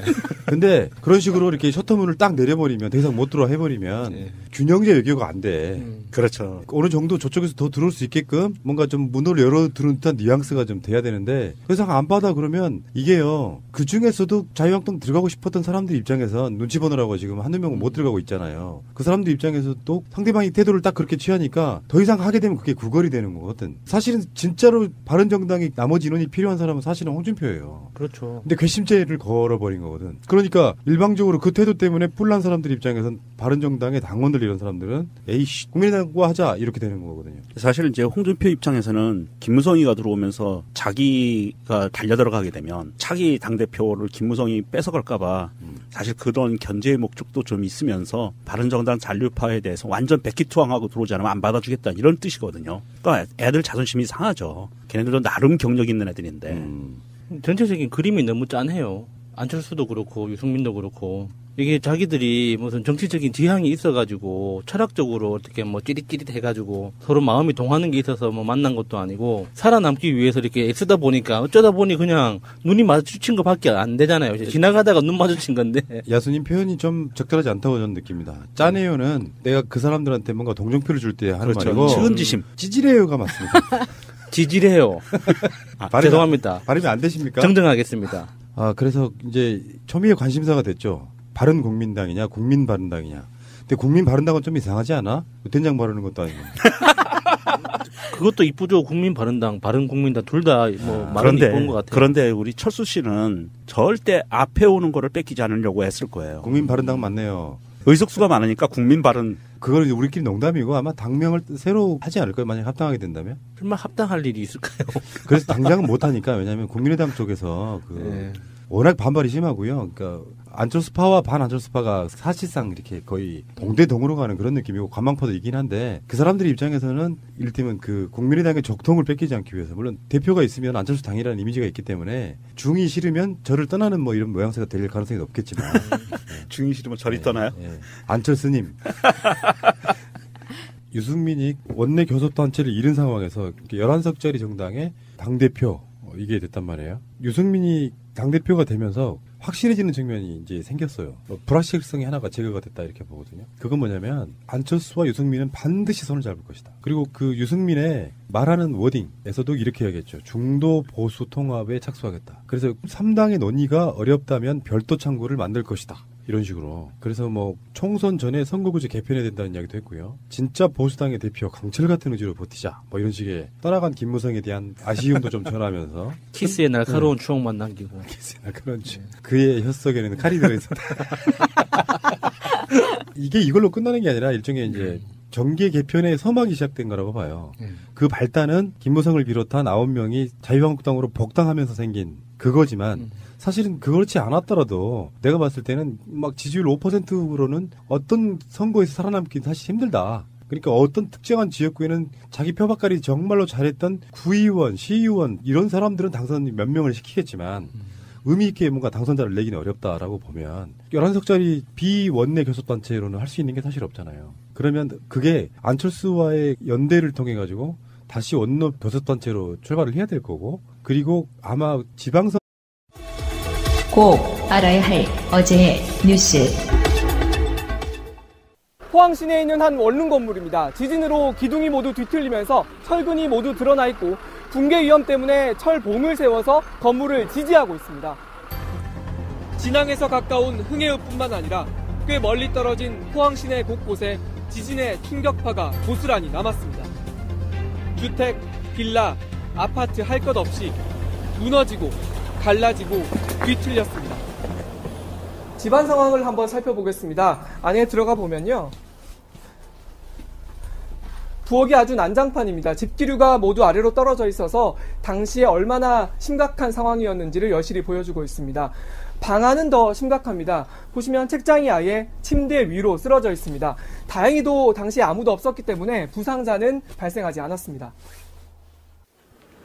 날이 밝자마자 뛰어와 집 앞을 서성여 보지만 눈앞에 집을 두고도 들어갈 수 없습니다. 너무 무서워요. 무서워서 집 못 들어갈 것 같아. 포항 시민들에게 이제 집은 공포의 공간이 됐습니다. 이번 지진으로 1208채의 주택이 무너지거나 파손됐습니다. 포항을 방문한 이낙연 총리는 지진으로 담이 무너져 내린 학교와 아파트를 둘러보고 피해 현장을 점검했습니다. 이어 이재민 700여 명이 대피해 있는 실내체육관에 들러 주민들을 위로했습니다. 이 총리는 피해 상황을 보고받은 자리에서 재난안전특별교부세 40억 원을 우선 집행하겠다고 밝혔습니다. 또 피해 규모가 확정되기 이전에라도 특별 재난지역을 선포하는 방안을 추진하겠다고 강조했습니다. 국토부와 LH공사 주도로 이재민들을 위한 임시 거주시설을 준비하고 포항 수험생들의 수능 고사장을 옮기는 방안도 검토하겠다는 뜻을 내비쳤습니다. 안전이라는 점, 또 혹시 있을지 모를 여진, 이런 걸 감안하면 인근 지역으로 옮겨서 시험 보는 것이 좋을 것도 같고 그런 것들이 종합적으로 고려가 될 것입니다.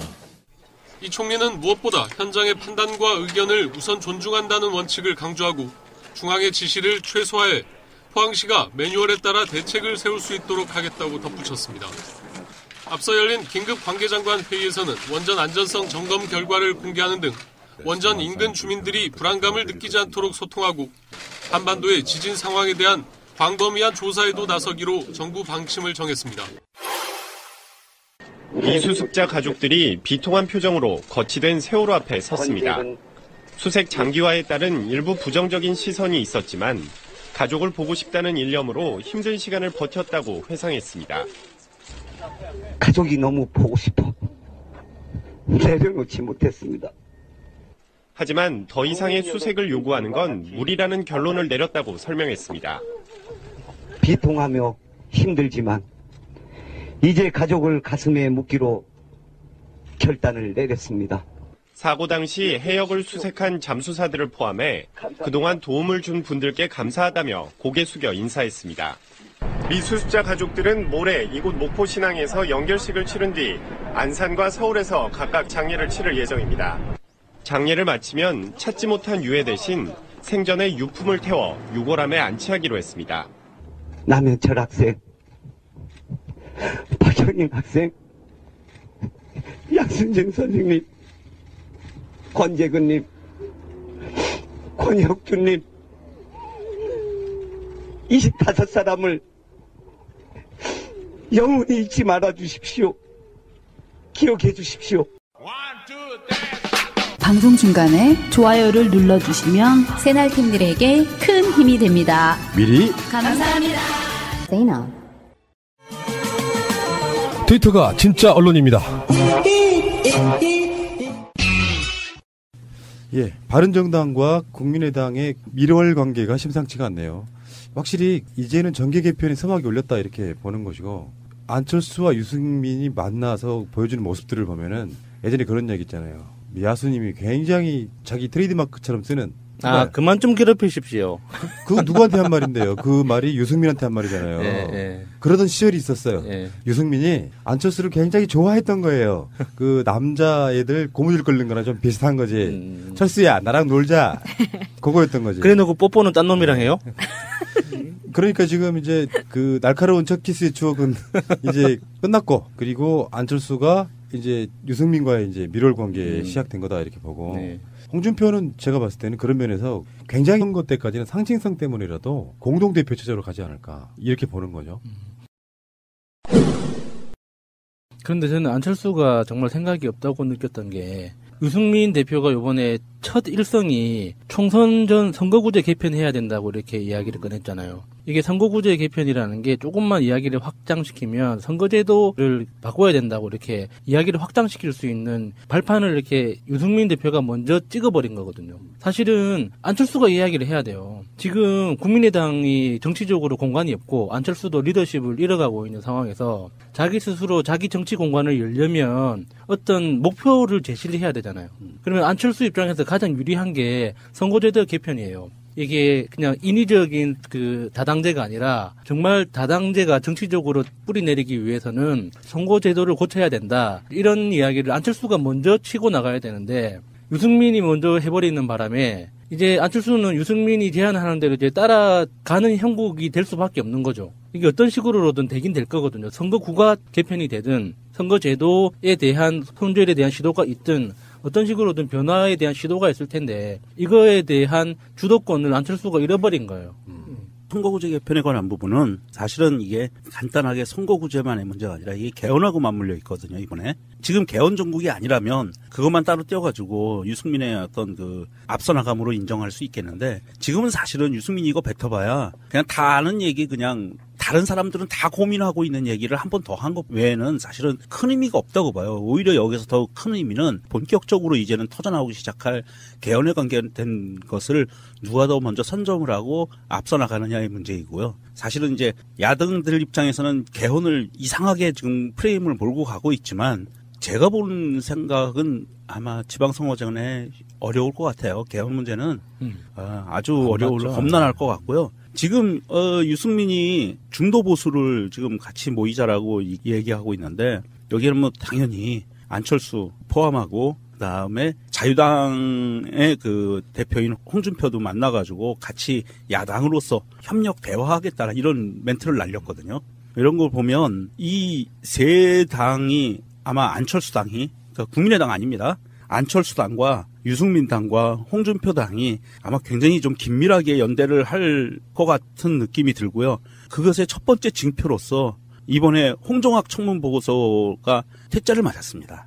국민의당도 당론으로 반대 당론을 내버렸어요. 그런 것을 보면 이 셋이 이제는 정말로 합심해서 반기를 제대로 들 것 같다는 뉘앙스가 오더라고요.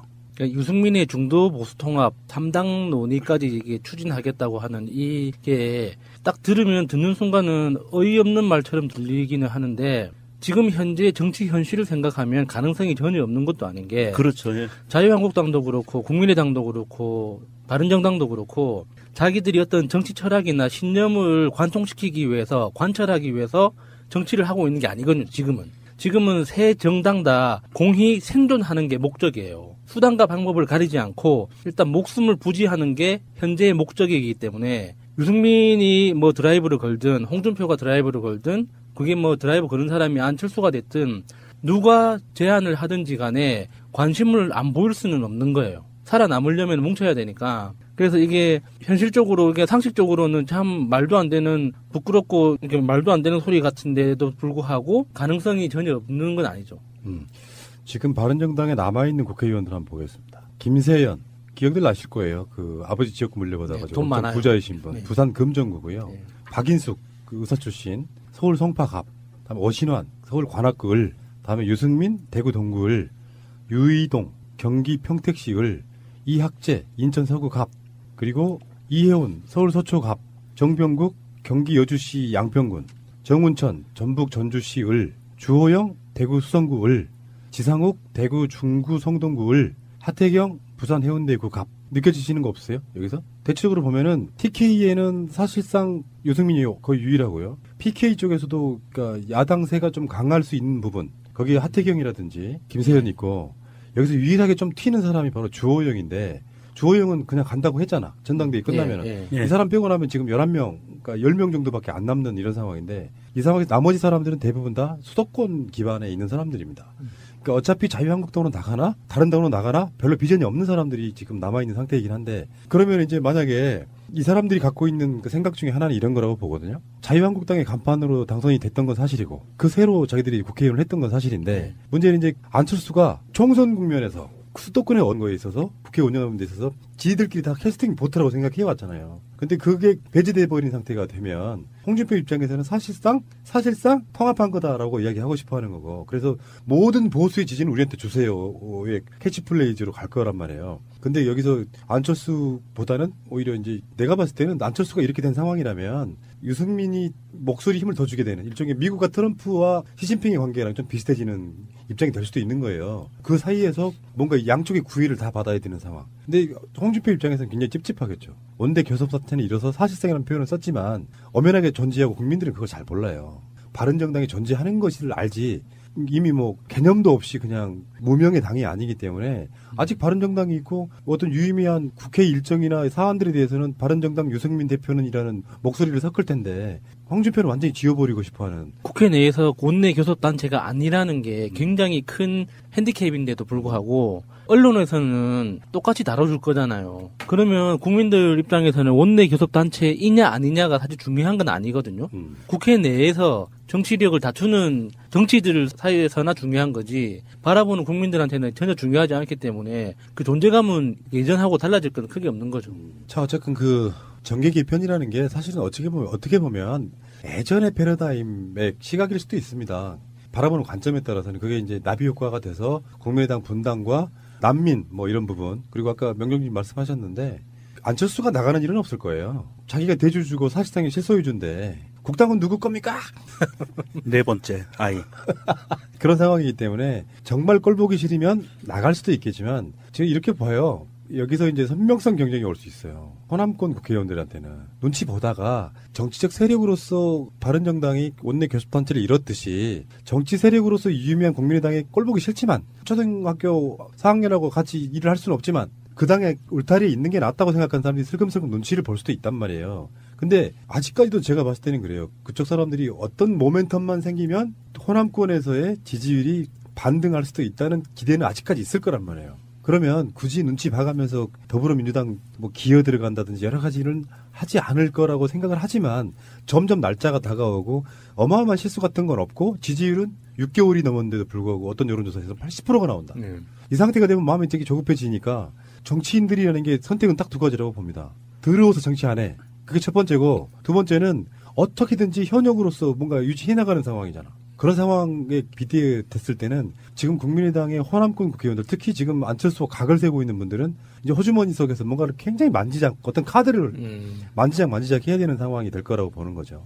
저는 이제 이 타이밍에서 아마도 한 1, 2주 후부터는 몇몇 언론사에서 정당 지지율을 할 때 당연히 지금 바른정당도 하지만 국민의당의 분당에 관한 가능성에 대한 여론조사가 나올 것 같아요. 그러면서 호남 지역의 국민의당과 수도권 지역의 국민의당에 나눠서 여론조사 표가 사근사근 나오지 않을까. 저는 그런 것도 좀 생각을 하고 있거든요. 주말에 보니까 박지원 의원이 누수공장 나가는 것에 대해서 그 최명길 의원이 엄청 신경질을 내더라고요. 왜 자기 안 물러준다고요? 네. 왜 안철수 의원에 반대되는 이야기를 하는 그렇죠. 사람만 적폐 방송이 계속 나가서 그런 얘기를 하느냐. 그분도 참. 어느새 김호준 씨가 적폐가 됐어요? 오, 새로운 소식이네. 자, 어려워요. 국민의당 입장에서 어렵습니다. 그러니까 민주당은 고민할 게 사실 별로 없어요. 선별로 입당시키면 돼요. 필요한 사람만. 꼭 굳이 입당이 필요하다고 하면 그 외에 대부분의 구성원들, 특히 권리당원들 분위기는 합당은 안 돼? 개별 입당 몇 사람 시키는 정도로 가자 뭐 이렇게 얘기할 것 같고요. 어떤 분들이 이렇게 얘기해요. 받아라. 국회의장 이럴 수는 없잖아. 받되 공천 안 해주면 돼. 이렇게 아이디어 내시는 분도 있고 뭐 온갖 여러 가지가 있는데 뭐 그건 알겠고요. 자, 어쨌건 유승민의 바른정당 재밌네요. 생각해보니까 대통령, 문재인 그리고 같이 경쟁했던 사람들 중에 홍준표, 안철수, 유승민 이런 사람들이 다시 정당의 대표로 돌아왔다 이런 측면도 있고 정의당은 뭐 당대표가 바뀌었네요. 좀 상황이 좀 웃기긴 합니다. 솔직히 말씀드려서. 새가 날아든다는 여러분들의 하트를 먹고 삽니다. 잊지 않으셨죠? 에피소드 제목을 누르고 플레이가 되면 오른쪽 위에 하트를 꾹 눌러주세요. 오늘도 감사합니다. 더 많은 분들이 들을 수 있도록 하트 꼭 눌러주세요. 자, 문재인 대통령 외교를 좀 이야기하겠습니다. 다이나믹 코리아에서 외부에 나가서 어떤 외교를 해도 사람들이 이슈만 다뤄주기 때문에 문재인 대통령 외교 성과가 엄청나게 묻히고 있고요. 우리가 전 방송에서도 그런 이야기 했잖아요. 왜 문재인 대통령 외교 성과에 대해서는 이야기 안 하지? 난 그게 물론 두 가지가 있거든요. 청와대에서 보도자료를 내뒀던 표를 상당히 많이 이제 기대일 수밖에 없는 상태예요. 이 상태에서 두 가지는 있다고 보는 거거든요. 전당대회를 해서 새로운 지도 체제를 세우고 하는 거의 첫 번째 목표는 사실은 안철수와의 합종 연행 합당 저는 그거라고 보진 않아요. 진짜 중요한 건 자유한국당에게 당대당 통합의 명분을 줄 수 있거든요. 개별적으로 기어 들어와 이런 거 말고. 그러니까 홍준표가 9명 들어갔을 때 더 이상 입당은 없다고 문을 닫았단 말이에요. 물론 그게 100% 실행되리라고 생각지는 않아요. 근데 더 이상 안 받아 하는 건 홍준표도 나름대로 자존심 같은 건데 당대당으로서 우리가 10명이 남아있건 어쨌건 간에 우리는 이제 우리 지분 갖고 들어가겠다 이런 거지만 상황이 여의치가 않을 경우엔 안철수의 수도권 득표 그러니까 안철수 당의 수도권 득표를 상당히 노리는 쪽으로 갈 것이다. 주호영 정도만 빠져나가면 그런 것들이 전략으로서는 상당히 의미가 저는 있다고 보는 거라서 앞으로 이제 재밌어지겠다. 우리가 정치적으로 지금 최근 1, 2년 사이에 요동쳤던 게 가장 첫 번째는 생각지도 못한 총선 결과가 나왔었잖아요. 그러면서 거대 정당이던 당시 새누리당이 180석 심하게는 200석 넘을 거라는 어떤 여론조사 말도 안 되는 것들 분위기 봤는데 막상 뚜껑을 딱 열고 보니까 그때 굉장히 황당했었잖아요. 네. 그 당시 새누리당이 형편없이 제 2당으로 쪽으로 드는 과반의 턱도 없이 못 미치는 이런 상태였단 말이죠. 그러면서 그 분위기 속에 사실은 국정농단 사태가 일어난 거죠. 야당이 힘이 세지기 시작하니까 각종 여기저기서 터져나오는 것들. 그러면서 완전히 쪼그라들어서 그 당시 새누리당이 33명이었죠. 처음에 이렇게 바른정당으로 뛰쳐나오게. 네. 33명이 뛰쳐나와가지고 결국에는 박근혜 파면도 시키고 구속도 시키고 이 과정을 거쳤는데 그러면 사람들이 건전한 보수들이 바른정당에 대해서 막 지지를 보내줘야 되는데 바른정당의 지지는 사실상 너무 미미해서 바른정당 입장에서는 굉장히 곤란하다가 보니까 김무성 같은 자들이 이렇게 슬금슬금 다시 복당하는 그 사태까지 왔고요. 그 상황에서 지금 바른정당이 원내 교섭단체를 상실함으로써 이제는 직접적인 정계 개편의 어떤 요소가 생겼다라고 보는데 우리가 전에 방송한 것처럼 유승민은 웃고 있다고 이야기한 것처럼 사실 급할 건 사실 없다고 봅니다. 내가 메인이 되겠다고 생각하면은 모든 게 다 급해요. 근데 내가 캐스팅 보트를 하겠다고 생각하면 하나도 안 급해. 구애하는 쪽으로 우리가 목소리 튕기면 되는 거예요. 예를 들어서 니들이 홍준표 니 말처럼 안 받아주면 국민의당 합치면 되지 뭐 이렇게 될 수 있다고. 그러니까 이게 어떤 면에서 보면 유승민 자체가 이제 오히려 김무성 계가 나가줌으로써 훨씬 편안해졌어. 주호영이 하나 더 나간다고 교섭단체가 없어지거나 생기는 게 아니잖아. 그러니까 당으로서는 유의미하게 존재하고요. 당 서열 그러니까 숫자로만 보면은 그래도 4위인 거죠, 4위. 지금 이제 원내 교섭단체가 3개로 줄어들었고 나머지 원외 중에는 가장 큰 정당인 거지 않습니까? 유승민 입장에서는 그렇게 지금 당장 아쉬울 건 별로 없죠. 단 국민들로부터의 동정 여론은 생기는 거지. 끝까지 완주하라고 말해주고 싶은. 근데 이게 좀 딜레마인 게 선거에서 우리가 표를 나눠주지 못해요. 응원을 할 수 있으나 이게 1차 불확실성이 제거된 거고요. 바른정당의 이제 당대표로 있으면서 실질적으로는 10명의 원외 정당으로 확정된 것이 1차 불확실성이 제거가 된 거고 이제 남아있는 가장 큰 2차 불확실성은 이제 국민의당 문제죠. 그 문제가 해결이 되면 그 다음에 이제 합종연행이 이제 가시권에 들어오는 거죠. 그렇게 봤을 때 과연 안철수의 생각이 어디까지 가 있을까가 상당히 궁금한 편이긴 해요. 사실 박지원을 포함한 동계 사람들은 거의 이제 발을 뺀 모양새고요. 국민의당에서 거의 발을 뺀 모양새인데 안철수가 나갈 거냐 내쫓을 거냐의 기로에 서 있는 것 같고요. 그 상황에서 과연 당대당으로 할 것인가 아니면 빅텐트를 만들어가지고 또 다른 그냥 해쳐 모여 식으로 갈 것인가 하는 그런 그 형식의 문제는 좀 남았을 줄 모르는데 일단은 이제 움직이는 것들을 보면 다 같이 이제 해쳐 모여 하는 형태로 움직이는 게 아마 가장 수월하게 움직일 수 있는 길인 것 같아요. 제가 보기엔 그렇고 그리고 거기에 덧붙여서 동계 쪽에서는 이제 지금 현재 국민의당 호남계 그쪽에서는 도저히 안철수하고 같이 움직일 수 있는 동력이 사실은 없어져 버렸죠. 완전히 제거된 상태에서 이 사람들의 목소리가 얼마만큼 커질 것이냐가 사실은 가장 큰 변수인 것 같아요. 근데 이제 전반적으로 보면은 이런 것 자체가 사실 의미 없다예요. 아직까지는 그런들 저런들 더불어민주당의 지지가 있고 문재인 대통령 지지가 있기 때문에 선거에 영향을 못 미칠 것이다 하는데 이제 우리가 좀 우려하고 걱정하는 부분은 뭐냐면 지방선거는 좀 다르다는 거. 그래서 나오는 이야기 중에 하나가 지방선거의 투표율은 역대로 낮다. 그러니까 국민적 지지율하고는 상관없이 갈 수도 있다. 그러니까 제가 저번에 한번 꽤 오래전에 그런 이야기 드린 적 있죠. 지방선거가 압승할 수 있다는 분위기 속에 반대로 한두 석이라도 중요한 자리를 뺏겨버리면 이게 승리라고 볼 수 없는 상태가 될 수도 있다는 거예요. 그러니까 국민적 지지율만 믿고 갈 수는 없는 거라서 준비하는 정당 입장에서는 굉장히 디테일하게 뭔가 상황들을 준비를 해야 됩니다. 그렇게 되지 않으면 의외로 생각보다 왜 그런 거 있잖아요. 홍준표는 우리 당에서 떨어져 나갔던 그 배신자들의 정당은 없어졌다고 생각하는 거예요. 원내 교섭단체를 잃어버렸기 때문에 국회 내에서 왜 이런 거 있잖아요. 바른정당도 그렇고 국민의당도 뭔가 국회 일정 같은